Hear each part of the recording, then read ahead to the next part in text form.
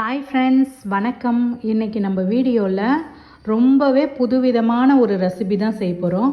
வாங்க நம்ம வீடியோக்குள்ளே போய் இந்த ரெசிபி எப்படி செய்கிறதுன்னு பார்த்துடலாம். இதுக்கு நான் உளுந்தை ஒரு 3 தடவை நல்லா கழுவிட்டு ஒரு 2 மணி நேரம் ஊற வச்சு எடுத்து வச்சுருக்கேன். தண்ணி அதிகமாக ஊற்றிடக்கூடாது. தேவைப்பட்டதுன்னா ஒரு 2 ஸ்பூனாக விட்டு நல்லா நம்ம கெட்டியாக வடைக்கு அரைப்போம்ல, அந்த மாதிரி அரைச்சி எடுத்துகிட்டு வந்துடலாம். இப்போ உளுந்து நல்லா கிரைண்டரில் நல்லா அரைப்பட்டுடுச்சு. இப்போ இதை வேறு பாத்திரத்துக்கு நம்ம மாற்றிடலாம். இந்த உளுந்து மாவை நம்ம எல்லாத்தையுமே எடுத்து இந்த ரெசிபி நம்ம செய்ய போகிறதில்ல. 1 கப் அளவு தான் எடுத்து நம்ம இந்த ரெசிபி செய்ய போகிறோம். அதுக்கப்புறம் நான் ஒரு 2 முள்ளங்கியை துருவி வச்சுருக்கேன். அந்த துருவின உடனே நம்மளுக்கு நிறைய சாறு வரும். அந்த சாறு நமக்கு தேவையில்லை. வெறும் அந்த முள்ளங்கி துருவலை மட்டும் எடுத்துக்கலாம். அதுக்கப்புறம் மிக்ஸி ஜாரில் ஒரு 2 பச்சை மிளகா, ஒரு கைப்பிடி அளவு கொத்தமல்லியை சேர்த்து நம்ம நல்லா அரைச்சி ரெடி பண்ணி வச்சுக்கலாம். இப்போ நான் ஒரு பாத்திரத்தில் 1 கப் அளவு உளுத்த மாவு எடுத்து வச்சுருக்கேன். அதுலேயே நம்ம இந்த முள்ளங்கி துருவலையும் சேர்த்துக்கலாம். தேவையான அளவு உப்பு, அதுக்கப்புறம் நம்ம அரைச்சி வச்சோம் இல்லையா பச்சை மிளகா, கொத்தமல்லி, அதையும் சேர்த்து நம்ம நல்லா மிக்ஸ் பண்ணிக்கலாம். தண்ணி எதுவுமே சேர்க்காமல் நல்லா மிக்ஸ் பண்ணி எடுத்துக்கலாம்.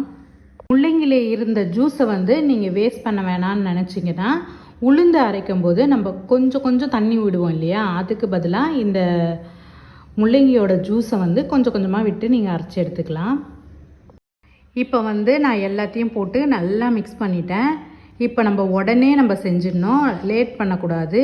ஏன்னா தண்ணி விட்டா மாதிரி ஆகிடும். அதனால் நம்ம உடனே கிள்ளி நம்ம வச்சு இந்த மாதிரி துணிலையும் நீங்கள் வச்சுக்கலாம். அப்படி இல்லைன்னா கவர்லேயும் நீங்கள் இந்த மாதிரி கிள்ளி வச்சு அடிக்கிற வெயிலுக்கு நம்மளுக்கு ஒரே நாளில் காஞ்சிரும். அப்படியே கொஞ்சம் ஈரமாக இருந்துச்சுன்னா நீங்கள் 2 நாள் காய வச்சிங்கன்னா போதும்.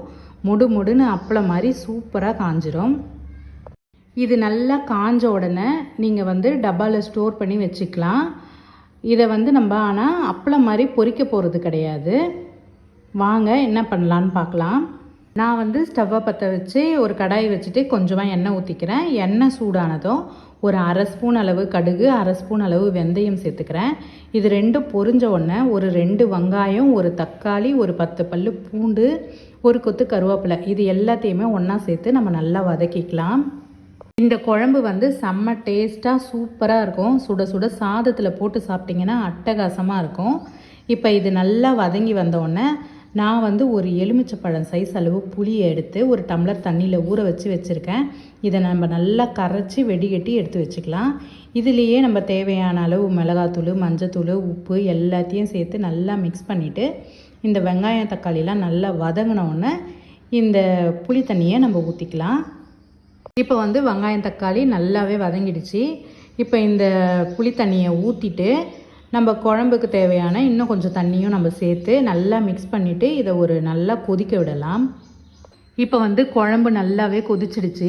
இந்த டைமில் நம்ம வத்தல் ரெடி பண்ணி வச்சுருந்தோம் இல்லையா, நல்லா காஞ்சிருக்கு பாருங்கள்.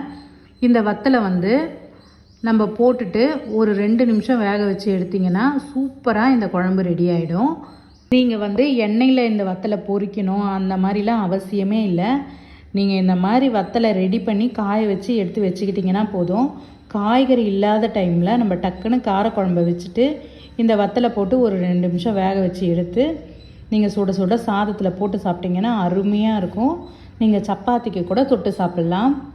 இப்போ குழம்பு ரெடி ஆயிடுச்சு. கடைசியாக நம்ம கொத்தமல்லி தூவி இறக்கிடலாம்.